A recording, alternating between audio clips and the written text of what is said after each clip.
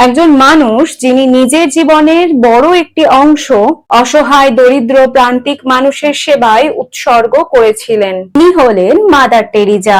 Mother টেরিজার জন্ম হয় 1910 সালের 26শে আগস্ট তৎকালীন অটোমান সাম্রাজ্যের স্কোপিয়ে শহরে। ছোটবেলা থেকেই মানুষের প্রতি সহানুভূতি এবং সেবার মনোভাব তার মধ্যে ছিলই। মাত্র 18 বছর বয়সে তিনি সন্ন্যাস জীবনে প্রবেশ করেন। এরপর তিনি ভারতে আসেন এবং কলকাতায় শিক্ষকতা শুরু করেন। কিন্তু কলকাতার দারিদ্র ও অসহায় মানুষের জীবন তাকে গভীরভাবে প্রভাবিত করে।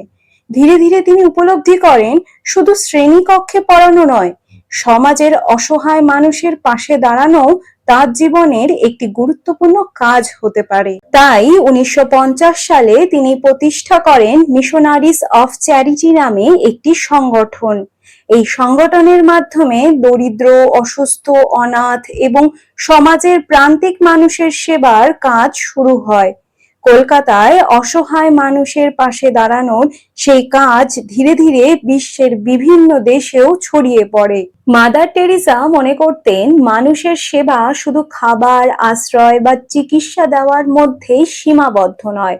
একজন অসহায় মানুষকে ভালোবাসা, সম্মান এবং যত্ন দেওয়াও সমান গুরুত্বপূর্ণ। মানব সেবায় তার অবদানের স্বীকৃতি হিসাবে 1979 সালে তিনি নোবেল শান্তি পুরস্কার লাভ করেন। এর পরের বছর অর্থাৎ 1980 সালে ভারত সরকার তাকে দেশের সর্বোচ্চ বেসামরিক সম্মান ভারত রত্ন প্রদান করেন। তার কাজের জন্য তিনি বিশ্বের বিভিন্ন প্রান্তে পরিচিতি লাভ করেন। তবে তার জীবন নিয়ে বিভিন্ন সময় নানা ধরনের আলোচনা ও সমালোচনাও হয়েছে। তবুও অসহায় মানুষের পাশে দাঁড়ানোর জন্য তার দীর্ঘদিনের কাজ তাকে বিশ্বের অন্যতম পরিচিতি মানবসেবী ব্যক্তিত্বে পরিণত করেছে।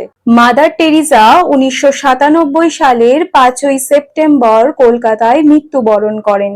তার মৃত্যুর পরও মিশনারিজ অফ চ্যারিটির মাধ্যমে মানুষের সেবার কাজ চলতে থাকে। মাদার টেরিজার জীবন থেকে আমরা একটি গুরুত্বপূর্ণ শিক্ষা নিতে পারি। মানুষের পাশে দাঁড়ানোর জন্য সবসময় বড় কোনো ক্ষমতা বা সম্পদের প্রয়োজন হয় না। কখনো কখনো একজন মানুষের প্রতি একটু সহানুভূতি, একটু সময় এবং সামান্য সাহায্য তার জীবনে বড় পরিবর্তন আনতে পারে।